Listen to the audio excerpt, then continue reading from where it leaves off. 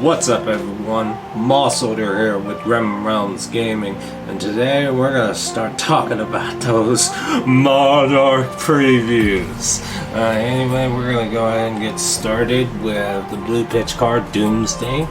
Now what do we know about it?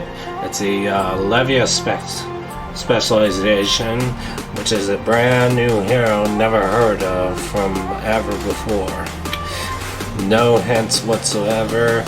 Legend Story Studios has done a phenomenal job of keeping this under wraps. They're just like Bethesda when it comes to Elder Scrolls leaks.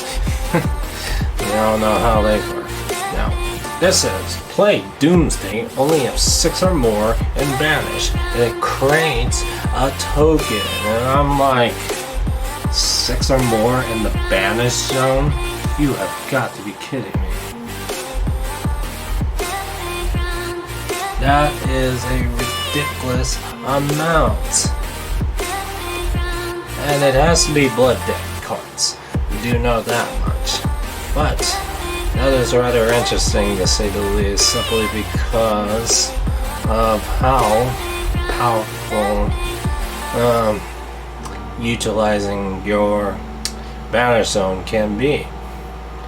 I mean, it costs 0, it pitches for free. You do gotta build up your banish zones with blood debt cards, but overall it creates a token. Now, I'm not 100% certain, however, if you're going for all that effort to get it in the banish zone, those blood debt cards, just to create a token, now this token could have a very big attack, and it's probably only good for 1 turn, or if it stays there even longer, I don't know.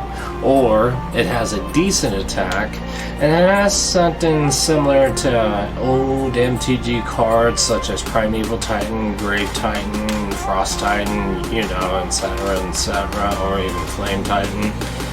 Those were very good back in the day when I was playing Magic the Gathering. ETB or even attacks, or it can even just have only an attack trigger that triggers when it attacks. I mean, if you're going through all that effort to put a token, it either has a big donk attack or a decent attack with a attack hit trigger or something like that. But anyway, let's move on to the next card. Alright, part 2 of the Monarch previews, and today I'd like to bring your attention to CF Vanguard. Now, why is that important? I'll get to that. It says here, blue pitch, eclipse existence. When an attack hits a light hero, you may banish a card from their soul. Now, that is really, really interesting, specifically the soul part. I'm here to tell you how many cards can go in the soul. What can you do with the soul? Like, can you block from it? Probably not. You can't from the R zone. Maybe you can, who knows. There's so many directions they can go with it, it's ridiculous. But anyway, I showed you some card fight Vanguard cards. Now, there's a reason why I say that. They use cards in that game that require Soul Blast. So, for example, turn 1, you ride into Steam Breath Dragon. Turn 2, you go into Steam Scare Urkav. Turn 3, Chrono Dragon G. Now, in certain aspects, when a Soul Blast occurs, you remove the Steam Breath Dragon. Now, in a lot of ways, the Vanguard is pretty much the hero in Flesh and Blood. Let's take, for example, if we put this Doranthea card and we're going to pretend these are Flesh and Blood cards right behind it. We're going to say these are souls, and I'll play said card out of soul. makes it really think, what direction will they go with the soul? Like, what's it going to be used? I have no idea whatsoever. And not only that, this card allows you to if you have more life than the light hero you're facing, you get to banish a card out of your graveyard. I'm like, and this ain't legendary either. Oh man, this is really gonna play a role into just how powerful this token thing is gonna be from the specialization from the previous part of the video. But anyway, we're gonna move on to part 3. Welcome to part 3, and we're gonna start talking about this another blue legendary specialization Shane. Blue pitch, Eclipse. Play Eclipse only if you played 6 or more blood depths this turn. You might play Eclipse from the banish zone. I'm like, what? 6 or more this turn? I'm here to tell you, Legendary Studios likes to make sure that you have to make difficult choices when it comes to this game. And if you don't believe me, you should probably go check out my the joys and grinds of fabtcg on my YouTube channel, because I'm here to tell you, there's going to be turns where you're loving it, and then there's going to be turns like, oh, why do I gotta block with that card? Believe me, 6 or more in a single turn is really difficult. That is going to be very difficult. Now, my guess here is Shane is the necromancer.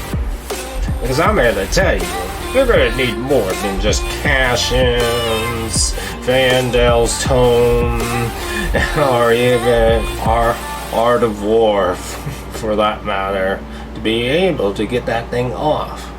Because this is ridiculous. Now, I'm going to take a guess. Shane is the necromancer. Shane has a hero ability that allows you to play cards out of the graveyard or the banished zones.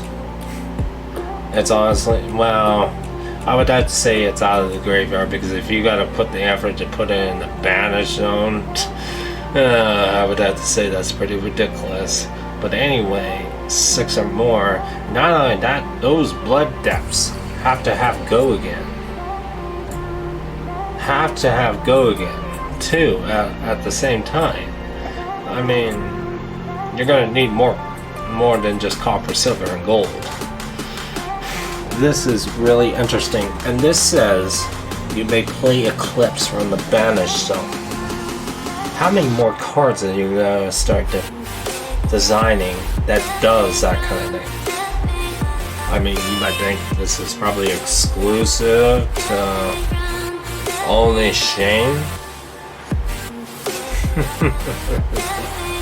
It may be a shadow instant, but we don't even see the class specialization. But I'm willing to bet Shane is the necromancer.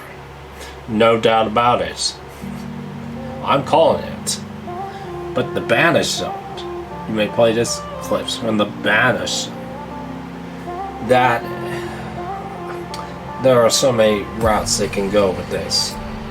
Not only just from a, for example, there's Rattlebones that allows you to banish an Runeblade action card from your graveyard and play it this turn. It's just how much more route are they gonna go? This is getting ridiculous, and this makes a token too at the same time, and I'm like, wow. Make it a token. You're trying to push these tokens, and this is a legendary card. And it's a specialization, and so you can only play one in your deck. The payoff has got to be phenomenal. But anyway, this is Mossor out with Grim Realms Gaming, and I'd like to remind you, enjoy the grind whenever you can.